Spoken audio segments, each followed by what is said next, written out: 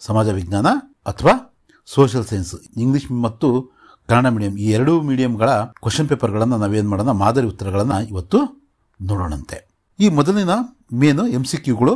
ಇದರ ಮೊದಲ ಪ್ರಶ್ನೆ ಹೀಗಿದೆ: ಕೇಸರಿ ಪತ್ರಿಕೆಯನ್ನು ಪ್ರಕಟಿಸಿದವರು ಯಾರು?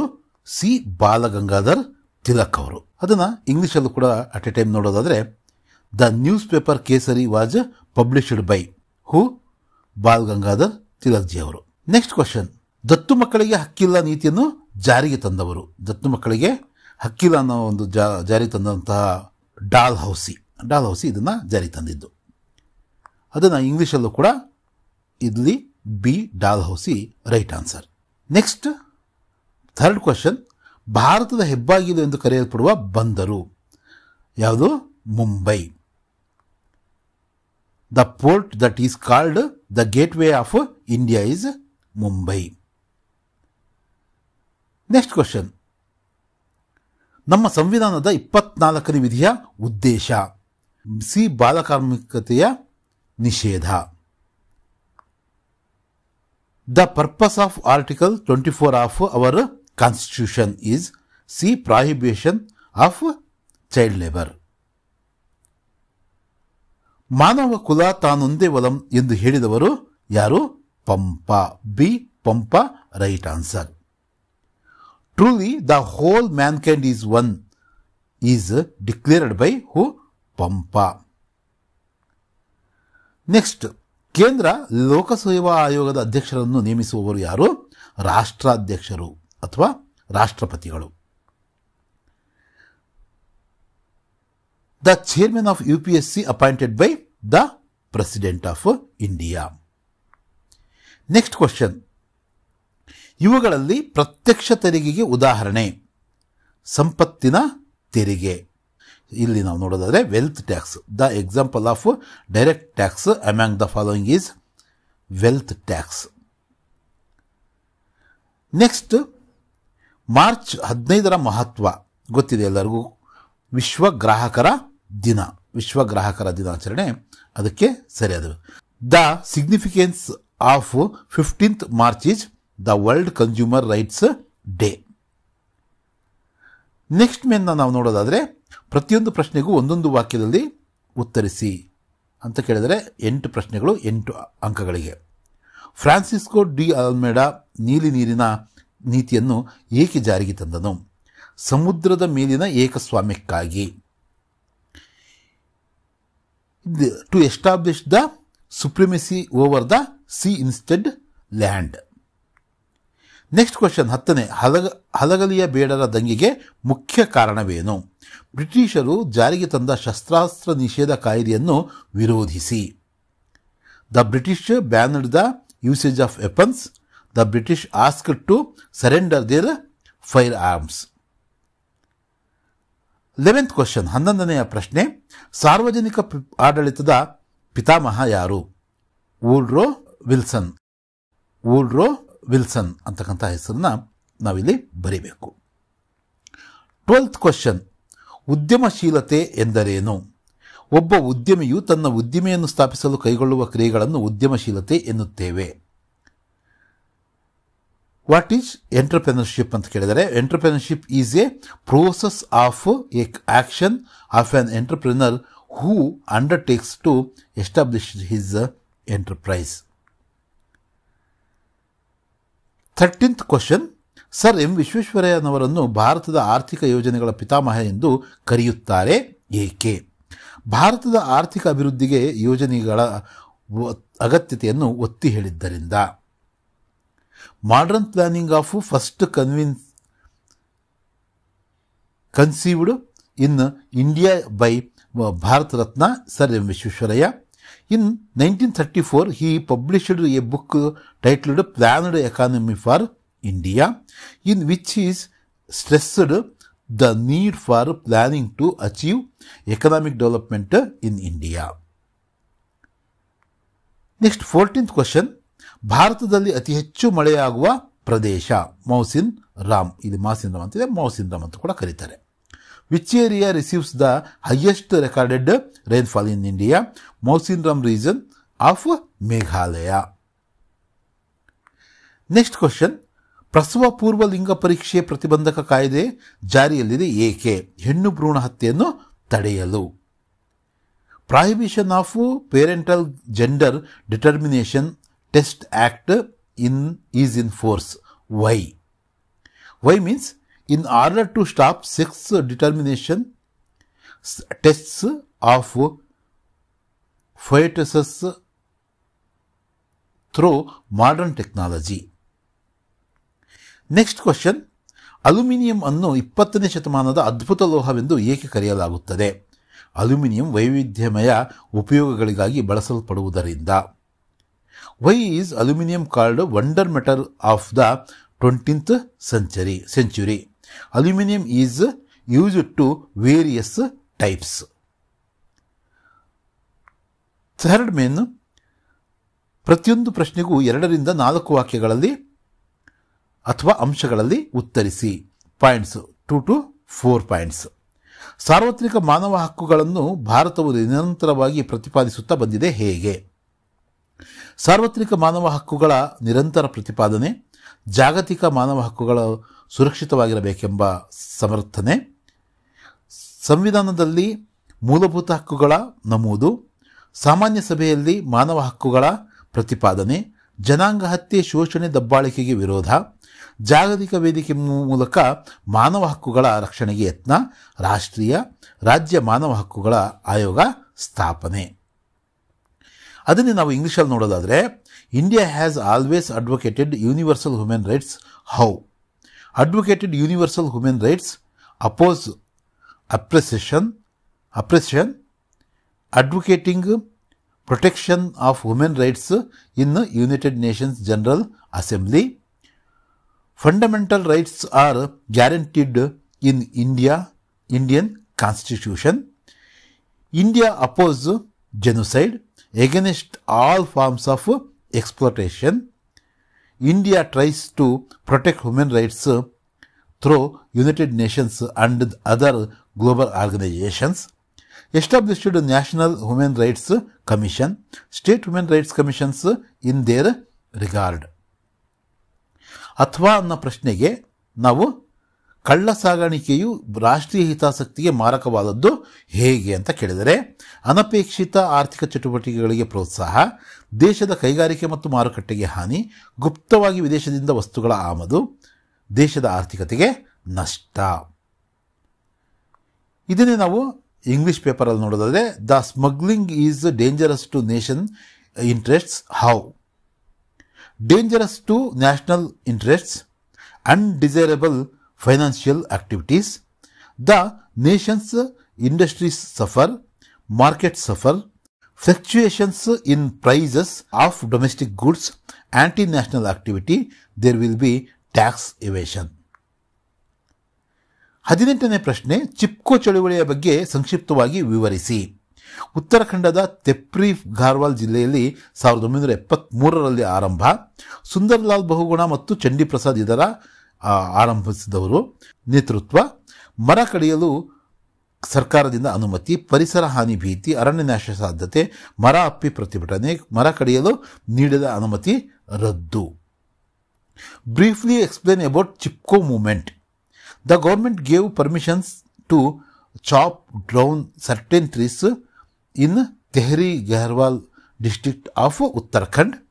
The people there realized that there will be loss of trees, realized their environment will be destroyed, so they hugged the trees and halted their destruction. 1973, under the leadership of Sri Sundarlal Bahuguna and Sri Chandi Prasad Bhatt. As a result, the permission given to chop down the trees was withdrawn. ಬಾಲ್ಯ ವಿವಾಹಕ್ಕೆ ಕಾರಣಗಳನ್ನು ವಿವರಿಸಿ. ಲಿಂಗ ತಾರತಮ್ಯ, ಅನಕ್ಷರತೆ, ಬಾಲಕಾರ್ಮಿಕತೆ, ಮಕ್ಕಳ ಸಾಗಾಣಿಕೆ, ಮಕ್ಕಳ ಮಾರಾಟ, ಕಾನೂನಿನ ಅರಿವು ಇಲ್ಲದೇ ಇರುವುದು, ಮಕ್ಕಳ ಹಕ್ಕುಗಳ ದೋಷಪೂರಿತ ಅನುಷ್ಠಾನ, ಶಿಕ್ಷಣಕ್ಕೆ ಸಾರ್ವಜನಿಕರ ಅಸಹಕಾರ. Explain the causes of child marriage, gender discrimination, lack of education, lack of proper implementation of law, dowry system, lack of community participation, lack of child development programs, tradition of customs, superstitions, child trafficking, child labor. Next 19ನೆಯ ಒಂದು ಪ್ರಶ್ನೆ, ಹೈದರಾಬಾದ್ ಸಂಸ್ಥಾನವನ್ನು ಭಾರತ ಒಕ್ಕೂಟಕ್ಕೆ ಹೇಗೆ ವಿಲೀನಗೊಳಿಸಲಾಯಿತು? ಇದನ್ನು ನಾವು ಉತ್ತರಿಸಬೇಕು. ಹೈದರಾಬಾದ್ ನಿಜಾಮನ ಅಧೀನದಲ್ಲಿತ್ತು. ನಿಜಾಮ ಸ್ವಾತಂತ್ರ್ಯವಾಗಿರಲು ಬಯಸಿದ್ದ. ರೈತರಿಂದ ತೆಲಂಗಾಣ ನಿಜಾಮ ಮತ್ತು ಜಮೀನ್ದಾರರ ವಿರುದ್ಧ ಹೋರಾಟ, ರಜಾಕಾರರ ಬಗ್ಗೆ ಜನರಲ್ಲಿ ವ್ಯಾಪಕ ಪ್ರತಿರೋಧ, ಭಾರತದ ಸೈನ್ಯದಿಂದ ನಿಜಾಮನ ಸೋಲು 1948ರಲ್ಲಿ, ಭಾರತದಲ್ಲಿ ಹೈದರಾಬಾದ್ ಸಂಸ್ಥಾನ ವಿಲೀನ. How was Hyderabad merged into Indian Union? Hyderabad was under the Nizam's rule with the intention of remaining independent. The Nizam refused to join the Union of India. Armed forces of the farmers of Telangana under the leadership of communists, the Nizam's cruel army of Rajakar serve hatred against Rajakars. The Indian government sent an army, defeated the Nizam. Hyderabad joined the Union of India in 1948. ಬಂಗಾಳದಲ್ಲಿನ ದ್ವಿಸರ್ಕಾರ ಪದ್ಧತಿಯ ಬಗ್ಗೆ ಬರೆಯಿರಿ. Robert ಕ್ಲೈವ್ನು ಜಾರಿಗೆ ತಂದನು. ಬಂಗಾಳದಲ್ಲಿ 1765ರಲ್ಲಿ ಜಾರಿಗೊಳಿಸಿದನು. ಬ್ರಿಟಿಷರಿಗೆ ದಿವಾನಿ ಹಕ್ಕು ನೀಡಿದನು. ರಾಜ್ಯಾಡಳಿತ ನವಾಬರಿಗೆ ಸೇರಿದ್ದು. Write about dual government system in Bengal. In 1765, Robert Clive brought dual government, implementing in Bengal. As per this, the British had the right to collect land taxes, whereas the Nawab had power over administrative issues like justice and others. 21st question. ಪ್ರವಾಹದಿಂದ ಉಂಟಾಗುವ ಪರಿಣಾಮಗಳನ್ನು ತಿಳಿಸಿ. ಆಸ್ತಿ ಪಾಸ್ತಿ, ಮನೆ, ಭೂಮಿ, ಬೆಳೆ ನಾಶ, ದೂರಸಂಪರ್ಕ, ವಿದ್ಯುತ್ ಪೂರೈಕೆ, ಸಾರಿಗೆ ಸೌಲಭ್ಯ ಅಸ್ತವ್ಯಸ್ತ, ಫಲವತ್ತಾದ ಮಣ್ಣಿನ ಮೇಲ್ಭಾಗದ ಸವಕಳಿ, ಗಿಡ ಮರಗಳ ಹಾನಿ, ರೋಗಗಳ ಉಲ್ಬಣಕ್ಕೆ ಕಾರಣ. Mention the effects of floods. Loss shelter, loss property, loss crops, affect telecommunication, affect electricity supply, trees are destroyed, damage to transport facilities, washing away the fertile soil leads to dangerous diseases. Next 22ನೇ ಪ್ರಶ್ನೆ, ಶಿವಾಲಿಕ್ ಶ್ರೇಣಿಯ ಲಕ್ಷಣಗಳನ್ನು ವಿವರಿಸಿ. ಹಿಮಾಲಯದ ಶ್ರೇಣಿಗಳಲ್ಲಿ ಇತ್ತೀಚೆಗೆ ನಿರ್ಮಾಣ. ಹಿಮಾಲಯದ ಅತಿ ದಕ್ಷಿಣದ ಸರಣಿ ಅತಿ ಕಡಿಮೆ ಎತ್ತರ ಹೊಂದಿದೆ. ಹಿಮಾಲಯದ ಪಾದಬೆಟ್ಟವಾಗಿದೆ. ಇದು ಡೂನ್ಗಳನ್ನು ಹೊಂದಿದೆ.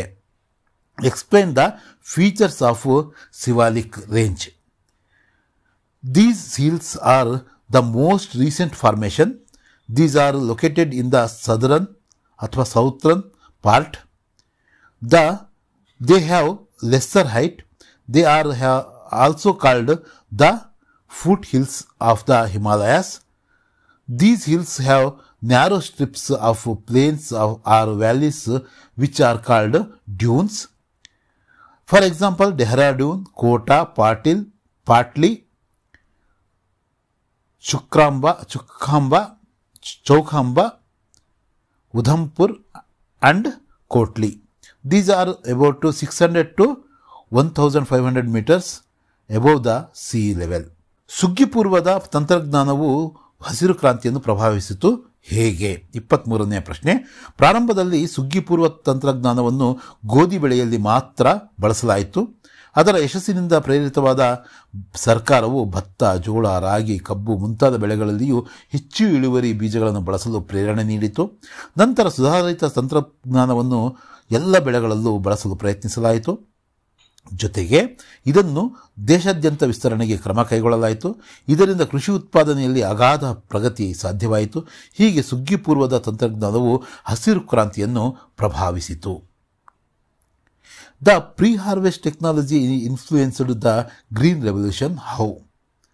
Usage of high yield varieties seeds, use of chemical fertilisers, supply of water, use of pesticides, irrigation facilities, use of sprinklers and drippers, use of improved technology, protection from diseases. ಗ್ರಾಹಕ ಸಂರಕ್ಷಣಾ ಕಾಯ್ದೆಯ ಉದ್ದೇಶಗಳೇನು? ಸುರಕ್ಷತೆ ಮತ್ತು ಗುಣಮಟ್ಟಕ್ಕೆ ಮೊದಲ ಪ್ರಾಶಸ್ತ್ಯ, ಅಪಾಯಕಾರಿ ವಸ್ತುಗಳ ತಯಾರಿಕೆ ಮತ್ತು ಮಾರಾಟಕ್ಕೆ ನಿಷೇಧ, ಮಾರುಕಟ್ಟೆಯ ಅನುಚಿತ ವ್ಯವಹಾರಕ್ಕೆ ತಡೆ, ಗುಣಮಟ್ಟ, ತೂಕ, ಅಳತೆ, ಬೆಲೆ ಇವುಗಳ ಮೇಲೆ ನಿಗಾ, ಬಳಕೆದಾರರ ತೊಂದರೆಗೆ ಸೂಕ್ತ ಪರಿಹಾರ, ಗ್ರಾಹಕ ಶಿಕ್ಷಣದ ಮೂಲಕ ಜನಜಾಗೃತಿ, ಯೋಗ್ಯ ಬೆಲೆಗೆ ಗುಣಮಟ್ಟದ ವಸ್ತು ಮತ್ತು ಸೇವೆ ಪೂರೈಕೆ.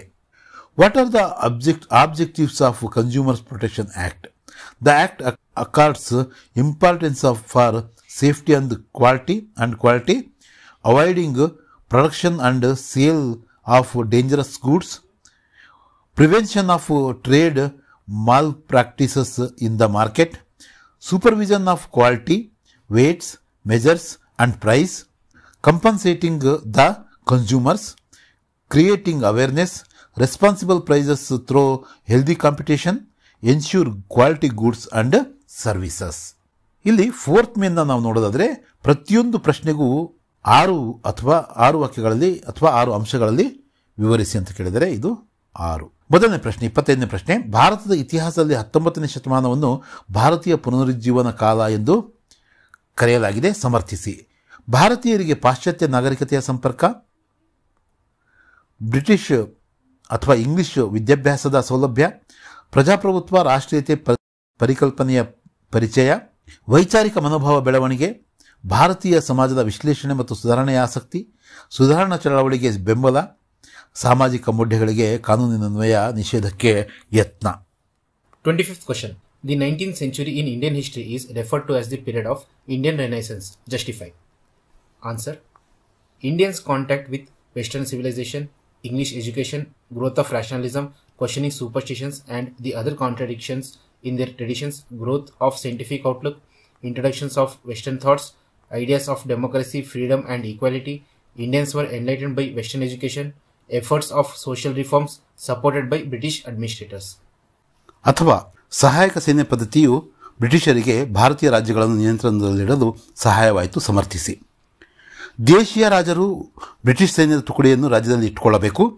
ಸೇನೆಯ ವೇತನ ಮತ್ತು ನಿರ್ವಹಣೆಯ ವೆಚ್ಚ ರಾಜ್ಯವೇ ಭರಿಸಬೇಕು. ರಾಜನ ಆಸ್ಥಾನದಲ್ಲಿ ಬ್ರಿಟಿಷ್ ರೆಸಿಡೆಂಟ್ನ ನೇಮಕ. ಯುದ್ಧ ಮತ್ತು ಸಂಧಾನಕ್ಕೆ ಗವರ್ನರ್ ಜನರಲ್ರ ಸಮ್ಮತಿ ಕಡ್ಡಾಯ. ರಾಜನು ಆಸ್ಥಾನದಲ್ಲಿ ಇತರ ಯುರೋಪಿಯನ್ನರನ್ನು ನೇಮಿಸಿಕೊಳ್ಳುವಂತಿಲ್ಲ. ಕಂಪನಿಗೆ ರಾಜ್ಯ ರಕ್ಷಣೆಯ ಜವಾಬ್ದಾರಿ ಇತ್ತು. Or subsidiary alliance helped the British to control the Indian states. Justify. Indian states under their control through policy. The maintenance of the army became easy. The Indian states were subjected to severe economic exploitation. Many kingdoms were annexed. Hyderabad was the first state to enter into this agreement. Later, Mysore, Awadh, Tanjore, Maratha Kingdom, Berar, Arcot, Pune, Gwalior increased the extension of British rule. Thus, subsidiary alliance controlled Indian provinces. 26ನೆಯ ಪ್ರಶ್ನೆಯನ್ನು ನಾವು ನೋಡೋದಾದರೆ ಭೂಬಳಕೆಯ ಪ್ರಕಾರಗಳನ್ನು ಪಟ್ಟಿ ಮಾಡಿ. ನಿವ್ವಳ ಸಾಗುವಳಿ ಕ್ಷೇತ್ರ, ಅರಣ್ಯ ಭೂಮಿ, ವ್ಯವಸಾಯೇತರ ಭೂಬಳಕೆ, ಬೀಳು ಭೂಮಿ, ಹುಲ್ಲುಗಾವಲು, ಬಳಕೆಯಾಗದ ವ್ಯವಸಾಯ ಯೋಗ್ಯ ಭೂಮಿ. 26th question. List out the types of land use. Net zone area, use of land for purpose of other than cultivation, fallow land, grassland, uncultivated land. ಅಥವಾ ಕೈಗಾರಿಕೆಗಳ ಸ್ಥಾನೀಕರಣದ ಮೇಲೆ ಪ್ರಭಾವ ಬೀರುವ ಅಂಶಗಳನ್ನು ಪಟ್ಟಿ ಮಾಡಿ. ಕಚ್ಚಾ ವಸ್ತುಗಳು, ಶಕ್ತಿ ಸಂಪನ್ಮೂಲಗಳು, ಮಾರುಕಟ್ಟೆ, ಸಂಚಾರ ಸೌಲಭ್ಯ, ಕಾರ್ಮಿಕರ ಪೂರೈಕೆ, ಬಂದರುಗಳ ಸೌಲಭ್ಯ, ಭೂಮಿ ಲಭ್ಯತೆ, ತಾಂತ್ರಿಕತೆ, ಸರ್ಕಾರದ ನೀತಿ ನಿಯಮ. Or list out the factors influencing the location of industries. Availability of raw materials, energy resources, market, transport facility, availability of labor, port facility, land availability at low cost, technology, government policies, etc. Factors influencing the location of industries vary from one type of industry to another. 27ನೆಯ ಪ್ರಶ್ನೆ. Bank ಖಾತೆಗಳು ಜನರಿಗೆ ಹೇಗೆ ಉಪಯುಕ್ತವಾಗಿವೆ ವಿವರಿಸಿ. ಠೇವಣಿ ಅಂಗೀಕಾರ, ಸಾಲ ಕೊಡುವುದು, ಹಣದ ವರ್ಗಾವಣೆ, ಹಣದ ವಸೂಲಾತಿ, ಹಣದ ಭದ್ರತೆ, ಭರವಸೆಯ ಸೇವೆಗಳು, ಹುಂಡಿ ಸೋಡಿ ಮಾಡುವುದು, ವಿದೇಶಿ ವಿನಿಮಯ ವ್ಯವಹಾರ, ಭದ್ರತಾ ಕಪಾಟು ಬಾಡಿಗೆಗೆ ಕೊಡುವುದು, ಬೆಲೆ ಬಾಳುವ ವಸ್ತುಗಳ ರಕ್ಷಣೆ. 27th question. How are bank accounts helpful for people? Explain. Bank accounts facilitate a safe custody of money. Bank account helps in making payments. It helps in collection of money. Holders get advance and loans. Bank accounts helps in smooth financial transitions. Holders get safe deposit lockers facilities. Banks advance money to agriculture, industries, traders, and all other sections of the society. ಅಥವಾ ಉದ್ಯಮಿಗಳು ಆರ್ಥಿಕ ಕ್ಷೇತ್ರದ ಅಭಿವೃದ್ಧಿಗೆ ಹೇಗೆ ಸಹಕಾರಿಯಾಗಿದ್ದಾರೆ ವಿವರಿಸಿ. ಜನರ ಅನುಪಯುಕ್ತ ಉಳಿತಾಯ ಬಂಡವಾಳವಾಗಿ ಸಂಗ್ರಹ, ಅಧಿಕ ಉದ್ಯೋಗ ಸೃಷ್ಟಿ, ರಾಷ್ಟ್ರೀಯ ಆದಾಯ ಮತ್ತು ತಲಾ ಆದಾಯ ಹೆಚ್ಚಳ, ಮಾರುಕಟ್ಟೆ ಅಭಿವೃದ್ಧಿ, ಜನರ ಜೀವನ ಮಟ್ಟ ಸುಧಾರಣೆ, ಕೈಗಾರಿಕಾ ಅಭಿವೃದ್ಧಿ, ಸಮಾಜದ ಏಳಿಗೆಗೆ ಸಹಾಯ, ರಫ್ತು ವ್ಯಾಪಾರ ಹೆಚ್ಚಳ, ಪ್ರಾಂತೀಯ ತಾರತಮ್ಯ ನಿರ್ಮೂಲನೆ. Or, how are entrepreneurs helpful for the economic development? Explain. Entrepreneurs promote capital formation by mobilizing the idle savings of the citizens. They employ resources for setting up their enterprises. They provide large-scale employment to artisans, technical qualified persons, and professionals. They help the country to increase the GDP, gross domestic product, and per capita income. Entrepreneurs encourage effective mobilization of skill, bring in new products and service, and develop market for the growth of economy. They enable the people to avail better quality goods at lower prices, which results in the improvement of their standard of living. Entrepreneurs promote development of industries, reducing concentration of income wealth. They promote countries' export trade. They work in an environment of changing technology and try to maximize profits by innovations. They help to remove regional disparities by industrializing rural and backward areas, development of agriculture and service sector, nurturing economic growth and development. 28ನೆಯ ಪ್ರಶ್ನೆಯನ್ನು ನೋಡೋದಾದರೆ, ಗ್ರಾಮೀಣಾಭಿವೃದ್ಧಿಯಲ್ಲಿ ಪಂಚಾಯತ್ ರಾಜ್ ಸಂಸ್ಥೆಗಳ ಪಾತ್ರವೇನು? ಮೂಲಸೌಕರ್ಯ ಕಲ್ಪಿಸುವುದು, ಮಾನವ ಸಂಪನ್ಮೂಲ ಅಭಿವೃದ್ಧಿ, ಉದ್ಯೋಗಾವಕಾಶಗಳನ್ನು ಕಲ್ಪಿಸುವುದು, ಕೃಷಿ ನೀರಾವರಿ ವಿಸ್ತರಣೆ, ಗೃಹ ಕೈಗಾರಿಕೆಗಳಿಗೆ ಪ್ರೋತ್ಸಾಹ, ಬಡತನ ನಿರ್ಮೂಲನೆ, ನಿರುದ್ಯೋಗ ನಿವಾರಣೆ, ಗ್ರಾಮೀಣ ಸಂಸ್ಕೃತಿ ಶ್ರೀಮಂತಗೊಳಿಸುವುದು, ಅರ್ಹರಿಗೆ ಸರ್ಕಾರದ ಸೌಲಭ್ಯ. What is the role of Panchayat Raj institutions in the rural development? Panchayat Raj institutions play a major role in enabling the rural people to participate in the rural development. It is help to provide the basic facilities, encouraging the education, develop human resources, encourage the small-scale rural and cottage industries. Village heads should maintain the peace and order, more employment opportunities, nurturing the rural productive activities of agriculture, cattle rearing, poultry, fishery, social forestry, etc. Extending irrigation facility, development of agriculture, establishment of food processing units can be encouraged for generation of employment, and elevation of poverty can be implemented effectively. MGNREGP, Gandhi National Rural Employment Guarantee Project, SGSY, Swarna Jayanti Grama Swarojgar Yojana. Various housing programs like Indira Awas Yojana, Ambedkar Valmiki Housing Program, Ashraya Yojana, Basava Yojana, etc. Through Suvarna Gramodaya Yojana, basic facilities can be enhanced. The public distribution system provided food grains, social welfare programs for old people, the disabled widows, mentally retarded people, etc. To help all the self-help groups of women can be brought together. Social and cultural activities can be encouraged. Thus, Panchayat Raj institutions play a significant role in the overall development of rural areas. ಅಥವಾ ಕೇಂದ್ರ ಸರ್ಕಾರದ ತೆರಿಗೆಯೇತರ ಆದಾಯದ ಮೂಲಗಳಾವುವು? ಭಾರತೀಯ reserve bank ಗಳಿಸುವ ನಿವ್ವಳ ಲಾಭ, ಭಾರತೀಯ railway ಗಳಿಸುವ ನಿವ್ವಳ ಲಾಭ, ಅಂಚೆ ಮತ್ತು ದೂರವಾಣಿ ಸೇವೆಗಳಿಂದ ಬರುವ ಆದಾಯ, ಸಾರ್ವಜನಿಕ ಉದ್ಯಮಗಳು ಗಳಿಸುವ ಆದಾಯ, ನಾಣ್ಯ ಮತ್ತು ಟಂಕಸಾಲೆಯಿಂದ ಬರುವ ಆದಾಯ, ವಿವಿಧ ರೀತಿಯ ಶುಲ್ಕ ಮತ್ತು ದಂಡಗಳು. What are the aspects of non-tax revenue of the central government? The net profit earned by the Reserve Bank of India, the net profit generated by the Indian Railways, the revenue generated by the Department of Post and Telecommunications, the revenue generated by the public sector industries, the revenue generated by the coins and mints, various types of fees and penalties.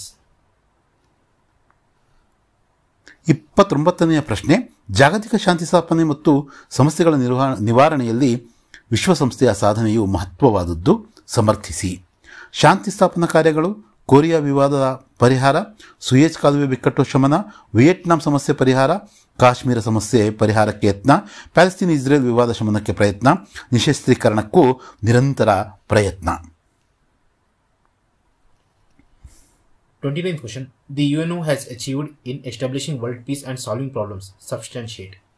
Establishing world peace, resolved Korea conflicts, resolved Suez Canal crisis, resolved Vietnam problem, working for the solution of Kashmir, working for Palestine-Israel dispute, efforts towards the goal of disarmament, declaration of universal human rights, efforts to end apartheid, efforts to end imperialization and colonialism, striving to prevent ill effects of global warming, trying to eradicate communicable and non-communicable diseases, solving economic crisis, trying to solve financial and international trade related problem through World Bank, IMF and WTO. 30ನೆಯ ಪ್ರಶ್ನೆಗೆ ಬಂದಿದ್ದೀವಿ. ಸಂಘಟಿತ ಮತ್ತು ಅಸಂಘಟಿತ ವಲಯದ ಕೆಲಸಗಾರರ ನಡುವಿನ ವ್ಯತ್ಯಾಸಗಳೇನು ಅಂತ ಕೇಳಿದರೆ, ಸಂಘಟಿತ ದುಡಿಮೆಗಾರರು ಮತ್ತು ಅಸಂಘಟಿತ ದುಡಿಮೆಗಾರರು ಅಂತ ಎರಡು ಇಲ್ಲಿ ನಾವು ಬಾಕ್ಸ್ನ ಇದು ಮಾಡ್ಕೊಂಡಿದ್ದೀವಿ. ಕಾನೂನಿನ ನಿಯಂತ್ರಣ, ನಿಗದಿತ ವೇತನ, ಉದ್ಯೋಗದ ಭದ್ರತೆ, ಕೆಲಸದ ನಿಶ್ಚಿತ ನಿಯಮಗಳು, ವಿಶೇಷ ಸೌಲಭ್ಯ ಮತ್ತು ಭತ್ಯೆಗಳು. ಕಾನೂನಿನ ಅನಿಯಂತ್ರಣ, ನಿಗದಿತ ವೇತನವಿಲ್ಲ, ಉದ್ಯೋಗದ ಅಭದ್ರತೆ, ಕೆಲಸದ ನಿಯಮಗಳಿಲ್ಲ, ವಿಶೇಷ ಸೌಲಭ್ಯ ಮತ್ತು ಭತ್ಯೆಗಳು ಇಲ್ಲ. 30th question. What are the difference between organized and unorganized sector workers? First, organized workers. Work in organized sectors guided by rules and regulations, get fixed wages, pay taxes, get medicinal facilities, pension facilities. They have specific hours of work, specific educational qualifications, day-to-day work and are recorded in written form. Next, unorganized workers. Work in unorganized sectors not guided by rules and regulations, not get fixed wages, not pay taxes, don't get medicinal facilities and no pension facilities. They have not specific hours of work. There are no special qualifications. Day-to-day work is not recorded in written form.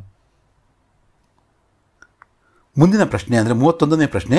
1919ರ ಭಾರತದ ಸರ್ಕಾರದ ಕಾಯ್ದೆಯ ಮುಖ್ಯಾಂಶಗಳನ್ನು ವಿವರಿಸಿ.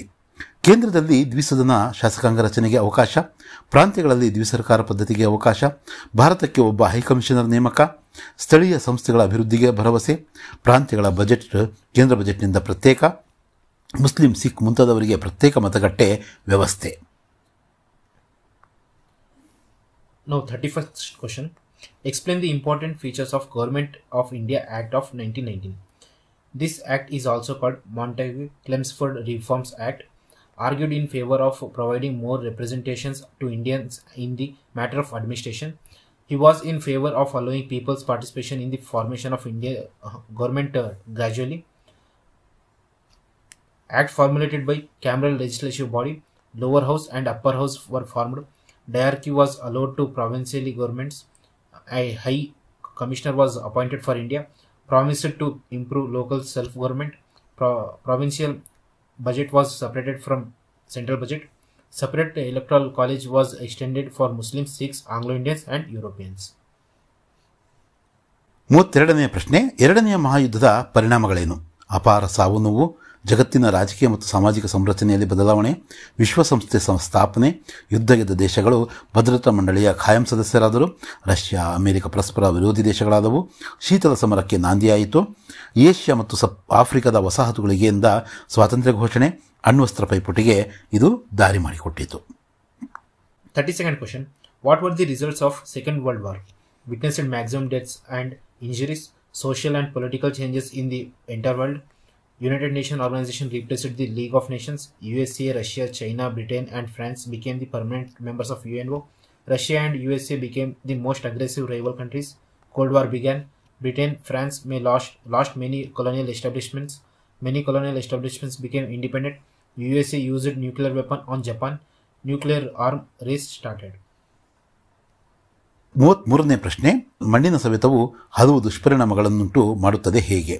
ನದಿಗಳಲ್ಲಿ ಹೂಳು ತುಂಬಿದ ಪ್ರವಾಹ ಸಂಭವ, ನದಿಗಳ ಪಾತ್ರ ಬದಲಾವಣೆ, ಮಣ್ಣಿನ ಫಲವತ್ತತೆ ನಾಶ, ಕೆರೆ ಜಲಾಶಯಗಳಲ್ಲಿ ಹೂಳು ತುಂಬುತ್ತದೆ, ನೀರಿನ ಸಂಗ್ರಹಣ ಸಾಮರ್ಥ್ಯ ಕಡಿಮೆ, ಇಂಗುವ ನೀರಿನ ಪ್ರಮಾಣ ಕಡಿಮೆ, ಸ್ವಾಭಾವಿಕ ಚಿಲುಮೆ ಬತ್ತುತ್ತವೆ ಮತ್ತು ವ್ಯವಸಾಯಕ್ಕೆ ಕೃಷಿಗೆ ಹಿನ್ನಡೆ ಉಂಟಾಗುತ್ತದೆ.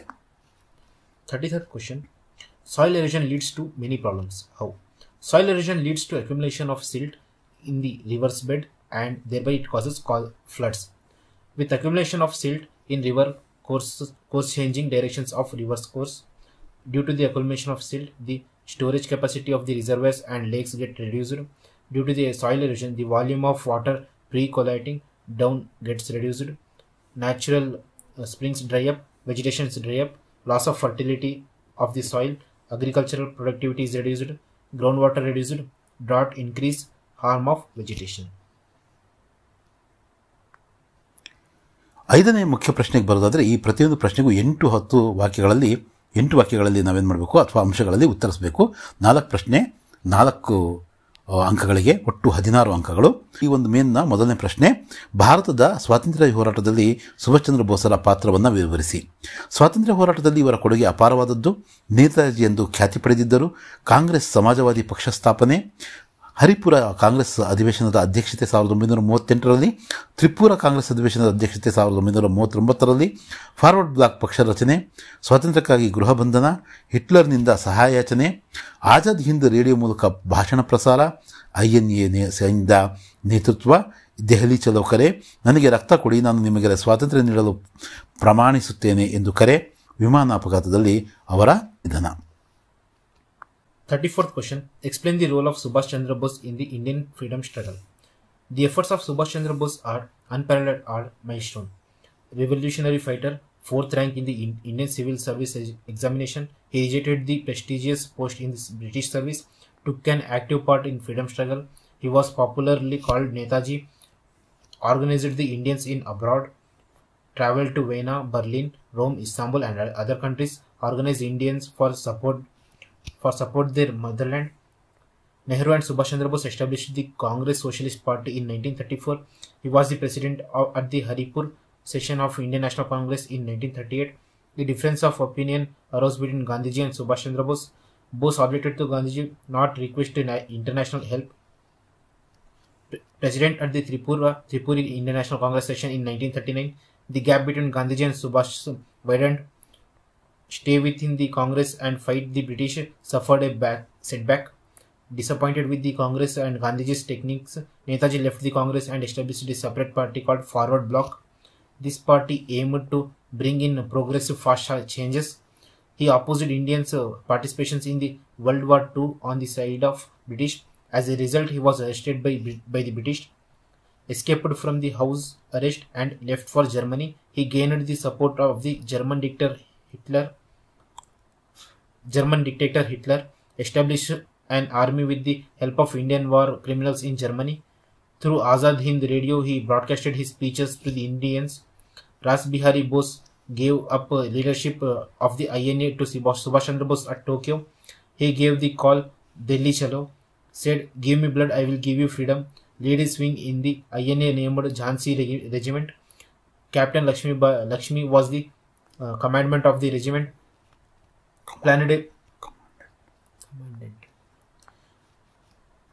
Captain Lakshmi was the commandant of this regiment. Planned a military strategy through Rangoon to capture Delhi. They began an armed attack on the Burma border. Fires fighting took place between the British and the INA. In the midst of this, Subhash died in a plane accident. ಅಥವಾ ನಾಲ್ವಡಿ ಕೃಷ್ಣರಾಜ ಒಡೆಯರರ ಸಾಧನೆಗಳನ್ನು ವಿವರಿಸಿ. ಚಿನ್ನದ ಗಣಿ ಸುಧಾರಣೆ, college ಆರಂಭ, ಮಾರಿಕಣಿವೆ ಜಲಾಶಯ ನಿರ್ಮಾಣ, ರೈಲು ಮಾರ್ಗ ಆಸ್ಪತ್ರೆ ಸ್ಥಾಪನೆ, ಶಿವನ ಸಮುದ್ರದಲ್ಲಿ ಜಲವಿದ್ಯುತ್ ಕೇಂದ್ರ ಆರಂಭ, ಪ್ರಾಥಮಿಕ ಶಾಲಾ ಶಿಕ್ಷಣ ಶುಲ್ಕ ರದ್ದು, ಮೈಸೂರು ವಿಶ್ವವಿದ್ಯಾಲಯ ಸ್ಥಾಪನೆ, ಭಾರತೀಯ ವಿಜ್ಞಾನ ಸಂಸ್ಥೆ 1905ರಲ್ಲಿ ಸ್ಥಾಪನೆ, ನೀರಾವರಿ ಸೌಲಭ್ಯ, ಹೆಣ್ಣು ಮಕ್ಕಳ ವಿದ್ಯಾಭ್ಯಾಸಕ್ಕೆ ನೆರವು, ವಿದೇಶಿ ವಿದ್ಯಾಭ್ಯಾಸಕ್ಕೆ ವಿದ್ಯಾರ್ಥಿ ವೇತನ ಕೊಡುಗೆ, ಕೈಗಾರಿಕೆಗಳ ಸ್ಥಾಪನೆ, ನ್ಯಾಯ ವಿಧೇಯಕ ಸಭೆ ರಚನೆ. Explain the achievements of Krishnaraja Wodeyar IV. Krishnaraja Wodeyar IV assumed power legally in 1902. Under this rule, the Diwans rendered selfless service, interested in spreading education, abolished fees in primary schools, helped girls' education, established Mysore University, established Indian Institute of Science. Scholarship was given to the education for foreign countries. Special attention for development of irrigation. A barrage was constructed across Kaveri near Bedagala. New railway lines were laid. Legislative council was formed. Many small and large scale industries were started. iron and steel factory, cement factory, paper mills at Bhadravati, sugar factory at Mandya, sandal oil factory at Mysore, soap factory at Bangalore, chemicals and fertilizers factory at Belagola, and so on. Encouraged musicians, fine arts, art and architecture like Shyama Shastri, M. Hiriyanna, Veena Sheshanna, Sambaya, Bidram Krishnappa, Muttaya Bhagavatar, Vasudevacharya, T. Chodaya. Krishnadevaraja Wadiyar IV was simple-natured and efficient administrator. Mysore became a model state due to his administration. Mahatma Gandhiji called him Rajashri. ಭಾರತದ ಪ್ರಥಮ ಸ್ವಾತಂತ್ರ್ಯ ಸಂಗ್ರಾಮವು ಭಾರತೀಯರ ಮೇಲೆ ಹೇಗೆ ಪ್ರಭಾವ ಬೀರಿತು?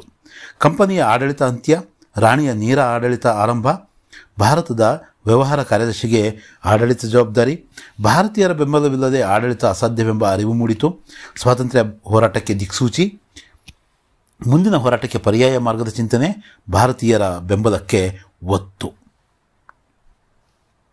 35th question. How did the first war of Indian independence influence the Indians? Rule of East India Company ended. The administration was taken over directly by the Queen of England. The administrative responsibility was handed over to the Secretary of Indian Affairs in the British Parliament. In 1858, the Queen of England made a declaration. The agreements made by the East India Company with the kings were accepted. Ambitious expansion plans had to be given up. A stable government had to be provided to Indians. There would be equality before law. Promised religious tolerance, not to interfere in religious matter. The British realized that peaceful rule was not possible without support, trust, and confidence of the Indians. This gives new root to Indian freedom movement. Indians understood the inevitability of finding alternative routes to obtain freedom from the British. Establishing many organizations, administrative changes, people organized themselves to protect their interest. The involvement of Indians in the process of law making began through the Act of 1861. The new educated class emerged, established the Indian National Congress. 36ನೇ ಪ್ರಶ್ನೆ. ಅರಣ್ಯಗಳು ಮಾನವ ಮತ್ತು ಪರಿಸರಕ್ಕೆ ಬಹಳಷ್ಟು ಉಪಯುಕ್ತ ಸಂಪನ್ಮೂಲಗಳಾಗಿವೆ, ಸಮರ್ಥಿಸಿ. ಶುದ್ಧ ಗಾಳಿ, ಆಹಾರ, ಮೇವು ಪೂರೈಕೆ, ಮಳೆ ತರಲು ಸಹಾಯಕ, ಮಣ್ಣಿನ ಸವೆತ ನಿಯಂತ್ರಣ, ಪ್ರಾಣಿ ಪಕ್ಷಿಗಳಿಗೆ ಆಶ್ರಯ ತಾಣ, ಔಷಧೀಯ ಸಸ್ಯಗಳ ಆಗರ, ಪ್ರವಾಸಿಗರ ಆಕರ್ಷಣೆ, ಉದ್ಯೋಗಾವಕಾಶ ಸೃಷ್ಟಿ, ಜೈವಿಕ ಪರಿಸರ ಸಮತೋಲನಕ್ಕೆ ಸಹಾಯಕ. 36th question. Forests are important resources to both human and environment. Justify. Pure air, food and fodder is provided. It brings good rainfall. It controls soil erosion. It is shelter house for animals and birds. Medicinal plants are found in abundance.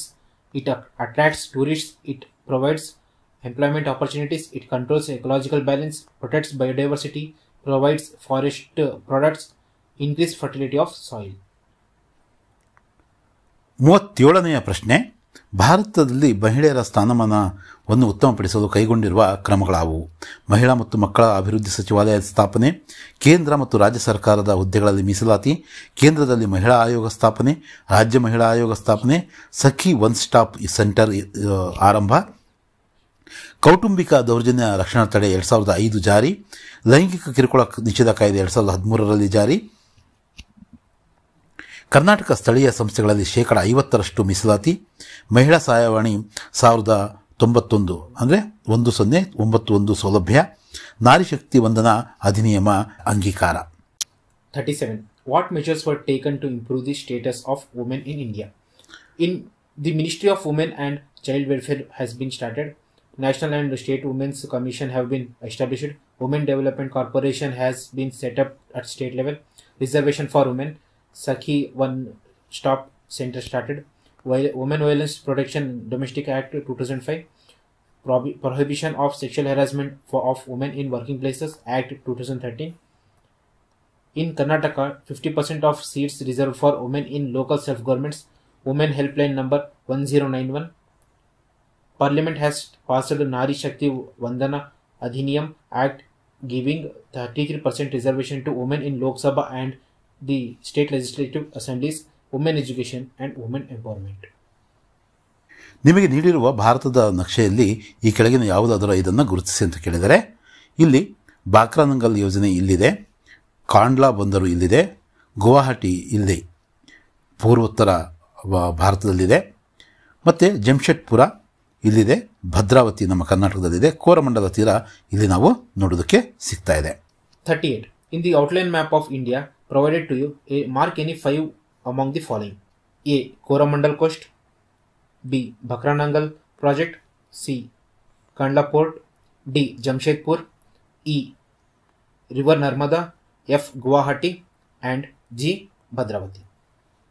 ಇದು ನಿಮ್ಮ ಕನ್ನಡ ಮತ್ತು English ಭಾಷೆಗಳ ಈ ಒಂದು ಪೂರ್ವಸಿದ್ಧತಾ ಪರೀಕ್ಷೆಯ ಮಾದರಿ ಒಂದು ಪ್ರಶ್ನೆ ಪತ್ರಿಕೆಯ ಉತ್ತರಗಳಾಗಿದ್ವು, ಮಾದರಿ ಉತ್ತರಗಳಾಗಿದ್ವು ನಿಮ್ಮ ಸೋಷಿಯಲ್ ಸೈನ್ಸ್ನ. ಈ ಪ್ರಯತ್ನ, ವಿನೂತನ ಪ್ರಯತ್ನ ಹೇಗಿತ್ತು ಕಾಮೆಂಟ್ ಮಾಡಿ ತಿಳಿಸಿ. ಮತ್ತು ಹೀಗೇ ನಿಮ್ಮ ಎಕ್ಸಾಮ್ ಆಗೋವರೆಗೂ ಕೂಡ, ಮತ್ತು ಎಕ್ಸಾಮ್ನ ನಂತರ ಕೂಡ ನಿಮಗೆ GK ಆಗಿರ್ಬೋದು ಮತ್ತು ಕರೆಂಟ್ ಅಫೇರ್ಸ್ ಆಗಿರ್ಬೋದು, ಇವುಗಳ ಬಗ್ಗೆ ವಿಶೇಷವಾದಂಥ ವಿಡಿಯೋಗಳನ್ನು ಮಾಡಿ ನಾಳಿನ ಒಂದು ಸ್ಪರ್ಧಾತ್ಮಕ ಜಗತ್ತಿಗೆ ನಿಮಗೆ ಸಿದ್ಧರಾಗೋದಕ್ಕೆ ನಮ್ಮ ಎಜುಕೇಷನ್ ಮುನ್ನಡೆ ಚಾನಲ್ ಎಷ್ಟಾದರೂ ತನ್ನ ಒಂದು ಪ್ರಯತ್ನವನ್ನು ಮುನ್ನಡೆಸುತ್ತೆ.